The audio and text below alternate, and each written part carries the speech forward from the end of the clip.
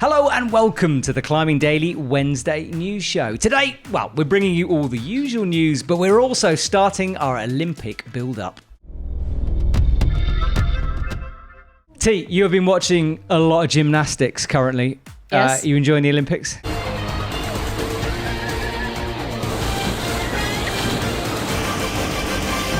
Yes, I am. Because, they only happen once every, 5 years this 4 or time. 5 years, depending on pandemics. But yeah, it's exciting. And climbing is in the Olympics for the first time. So. It is super exciting. We'll be talking about all of our coverage in a second. But let's get rid of the normal news first of all. And I'm talking about Jesse Dufton, a blind climber, and he's just done something pretty special.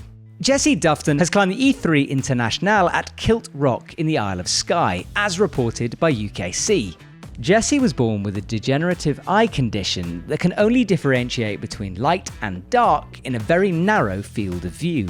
The E3 is 45 metres long, and his partner and sight guide Molly couldn't see the holds near the top, so Jesse was on his own. Jesse calls this style of climbing non-sighted ascents. He's had a successful trip to Skye, racking up 20 E points, climbs at E1 or above, and all non-sight with one ground up. So non-sight, on-sight, I want to explain that. Jesse, so on-sight, obviously, you go up to the climb, you haven't seen it before and you climb it, right? So non-sight is the same thing. He hasn't tried it, he hasn't practiced it, he just turns up and climbs it blind, literally. But then does Molly try it? Or she sees all the holds up close at first and explains placements and all of that? I don't think sometimes, but often it's just her on the ground, just talking through the moves. And that's one of the things on that route, because she couldn't see it. Because he went around a bulge, then she couldn't see him, then he was too high for her to see the holds. So it's less precise than you'd think. Do you know what I mean? Yeah. It's more or less, look to your right, try and touch there. I think she explains features rather than individual bits. But you were telling me that she didn't tell him about the grade. Well, I think I read the same article, and Did they rappel down to the route? I think so. I think she told him it was good for him and hard, but not necessarily that it was E3. It suited his style. But then she didn't tell him the grade, and then she did say it was around E2 probably. Yeah. And he's done E2 before. He's done E2 before. And did an E2 on this trip as well. But yeah, E3 and not knowing you're climbing an E3 and still cruising it. Pretty cool, isn't it? Doing it. So that's pretty cool. Do go and check out the UKC article, because that's a full interview with Jesse on that. We are moving on to some bouldering news from Magic Wood. Tim Rouser went on a 4-day trip to Magic Wood, where he did 6 8A+ boulders or harder. He also sent the Power of Now, a problem with huge moves through a roof. In the interview on 8A.nu, Tim says he ticked the line in just an hour, and he suggested a downgrade from 8C to 8B+, although he says the boulder is very much his style. I can't believe it. I love that boulder. I've talked about it before. That's my favourite boulder in Magic Wood to look at. Downgraded it to 8B+. Right. But it's his style, so it's anyone who can climb an 8C in an hour, right? That boulder just fits you. So I think it's a bit funny with that stuff. I've climbed boulders that have just suited me and it felt easy, and vice versa. You know what I mean? But have you downgraded them? I've never downgraded anything in my life. I've never upgraded anything. I've never graded anything in my life. Oh, that's sad. I know. But yeah, downgrade of this. But I think it's a type of boulder that if you climb a lot in gyms and stuff, that you can kind of practice, I suppose. Yeah. Because there's enough videos to show the moves and the holds. Also, Giuliano Cameroni did it first, right? Yeah. He's so experienced in Magic Wood. He's climbed a bunch of 8Cs. If he thinks it's 8C, I'm inclined to believe that. Yeah. I just think that Tim is just a beast and it suited him. It also got a lot of repeats. This must be the 4th or 5th. So maybe they just brushed the holds and the holds got already bigger in a year. Well, they're not bad holds. This is the thing. They're not bad holds. They're just a long way apart. So if you have that body shape, length... Ape index. Ape index, exactly. Let's move on to some sad news now from K2.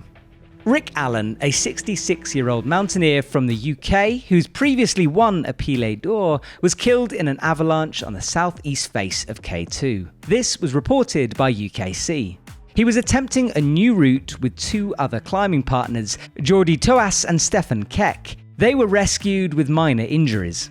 Rick was climbing to raise money for the charities Partners Relief and Development and Action for Diabetes. He was an accomplished and talented mountaineer.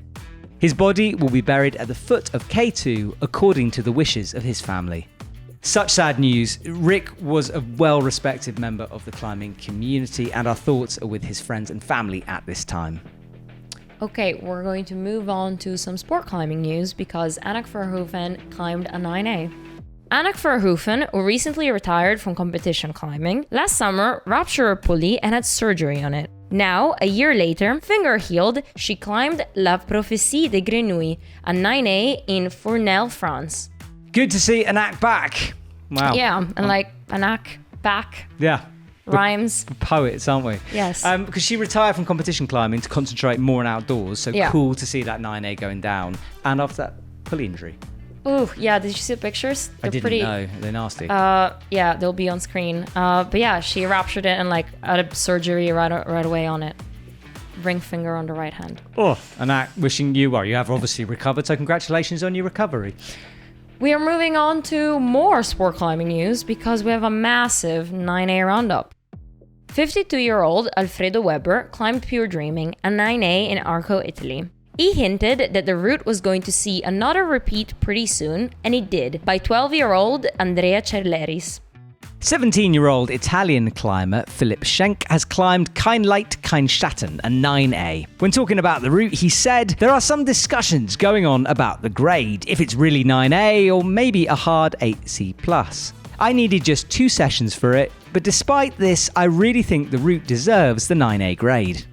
Cameron Horst has climbed Mutation 9A. The route breaks down to a hard 8C into a good rest to a power-resistant 8B+. And the last move is a blind dead point to a 3-finger pocket. French climber Loic Zehani climbed Little Fish, a 9A+ in Pic-Saint-Loup, France. Wojciech Trojan from the Czech Republic sent his 4th 9A, Pornography, in Seyouz, France. Quite a 9A roundup, that. Pornography, the 9A, I saw that happen. I was there. I was underneath it. Did you film it? No. Why not? I was filming Stefano Ghisolfi climbing 9C, so, you know. The 9A was also a moment in time. It was cool. It was cool to see it done. And if you're looking forward to those Seyouz videos, we put a gear show out last Friday and a Stefano Ghisolfi's video coming soon. Excited for that. Let's chat about Olympics, shall we? Yes. It's about time. So the Olympics is next week. Let's just talk about our coverage of the event. We're intending to clear Climbing Daily schedules and just do an Olympic week. So Monday, we're looking at talking about the athletes. And then from Tuesday onwards, we're going to be watching the Olympics. We're going to be commentating. We're going to be giving our opinion. We'll be giving you more information on exactly what's happening at the end of this week. But do stay tuned to Climbing Daily. Make sure you subscribe or you'll miss our Olympic coverage. But basically, everybody should clear the schedule from Tuesday onwards, get some holiday time, and just, sit and watch the Olympics with us, because it's the first time sport climbing will be at the Olympics. Exactly. T, have you got the schedule? Yes. So, Tuesday, the 3rd of August, men are starting off with their qualification round, and it will go like speed, bouldering, lead, and then same thing on Tuesday, the 4th of August for the women, and then we'll see the first finals on the 5th of August for the men, and on the 6th of August for the women. Awesome. So it is a packed week for those guys, Yes. and of course a packed week for us as we try to keep Yes. up. T, social media, it's been full of athletes arriving, coaches arriving in Tokyo. What are some of the highlights that's been happening this week? I think Italian team arrived this morning, and they're in the Olympic Village. But then we've seen like the French team and the Canadian team arriving already last week in Japan, but then going to other cities, and having like training comps before the Olympics. So maybe just to get like used to the humidity, temperature, time zone. And then what else? Alamandra left yesterday, so he's probably still on a plane. Well, some athletes, as you said, arrived before. Some are leaving kind of now as we film this on Yeah. Thursday, but they'll be in Tokyo soon, getting ready. And very interesting thing from the German team, which is like Alex Megas and Jan Hoyer. They're training with cooling vests, or you're putting like cooling vests on after like training sessions or in between boulders, I guess. Yeah, well, it's very, very humid. What's the Italian uniform all about? Let's not talk about You it. don't I like want to it? talk. It's got a pipizza on it though, right? I mean, come I don't on. think- A are we allowed pizza to say uniform. this? Has it got a pizza? Yeah. Armani went oval, not oval shape. It's a Rogue. round shape. Rogue went rogue with a round shape and a V. a slice of pizza. Do you like it, a Terry T? Yes or a no? No, I want to point out Adam Monzer's uniform, though. I really like it, or like the first pictures that we saw. Okay, and so it's from Zuzana Ozako. She's the designer of the Czech team. There we go. So Adam Monzer, tick, Italian team. Could do better. Si può far di meglio. Wow. Let's do a 9B counter.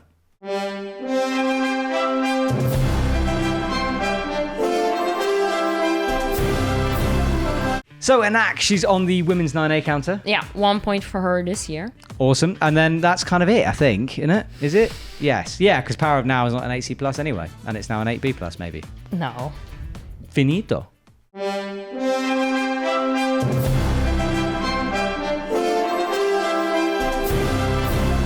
Shop stuff. And it's last week of summer sale. So for who hasn't been shopping yet and needs some climbing gear, head over to shop.epictv.com. Yeah, clothes especially, you can get a real bargain with clothes. So trousers, socks, shoes, hats, I don't know, whatever clothing, apparel you need, grab that. Also, Edelrid is up to 40% off, and they make some interesting stuffs. They do make interesting gear, like techie gear. Yeah, geeky, sort of like odd but kind of cool stuff. I'm just thinking of their carabiner, the one that you can like just move with your thumb. Yeah, and guides friends of mine have told me that's like the best carabiner. I haven't got one to use yet, but they love it. So look, go and get some Edelrid gear. Links down below. And moving on to EpicTV Media, there's a new Fontainebleau 27 Crags video.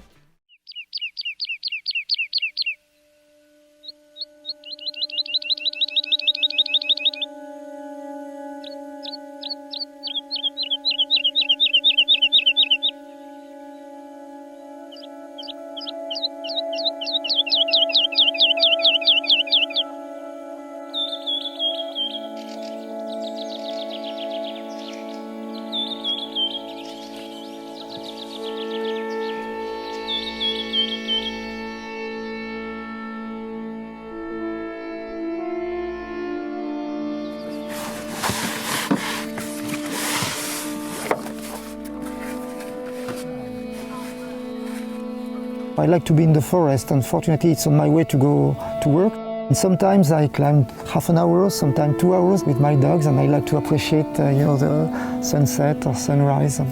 This forest is just fantastic. Beautiful video, and it really shows off how beautiful Font can be even in this time of year where it might be a bit warm, but then yeah, you can climb without shoes on. So I always find Font this time of year, I just step it down a bit. So like circuits, you can do the whole blue circuit, whole red circuit, and you still feel really challenged because it's just a bit warm to climb. do you know the grades of those circuits? It depends, like on the areas. Blue, like it really depends on the areas and stuff, but they range within the circuit, so you get a nice like collection of climbs. You could be climbing 5A, 5C, all within that circuit. Now, this is all about 27 Crags. We made that video with them. 27 Crags do the guides. If you're looking for that, we sell it in the shop. I'll put a link down below for that. So do check out 27 Crags app. Yes. Thing with for that. all the boulders. There are more than tens and thousands. Tens of thousands of tens. There are many, many thousand boulder problems. I've got a comment of the week song. I found this from Marcin. Marcin, I like your style with this. Take it away. Comment of the week. Thank you for singing. Yeah, singing and drinking. He's combining the two things. Oh, right. I mean, I've sung and drunk myself before, but it's often Journey at 2 o'clock in the morning in a karaoke bar. So, it's different. TMI, Matt. TMI. Which means too much information. I just learned it. Thank you, youth. My comment is from David Riley. This isn't really my new show. I felt a bit weird finding these because you and Hugo did this last week. Okay. But David says, for pity's sake, get some proper mic stands. Well, David, we haven't got proper mic stands yet, but we have just bought a new microphone and what's it called, Flo? Pop shields. We've got pop shields. We've got a new mic which is going to look like this. So T's not going to have that thing in her face all the time. We are upgrading our setup. Okay. David, don't you worry. So we won't sound poppy anymore. We won't pop. We stop. So it's the last time we can pop. Sorry, Flo. I just popped in his ears. That was horrible. Beep, boop, boop. My comment is for Mark's Marm. Get easier names on YouTube, please. Sort it out, Pete. He says, please don't sing again, Terry. Oh, that's harsh. Because you sang I all by actually yourself. quite like this comment. No, you have to sing. That was the first time I've ever seen you sing by yourself. I'm Hugo good. didn't even help.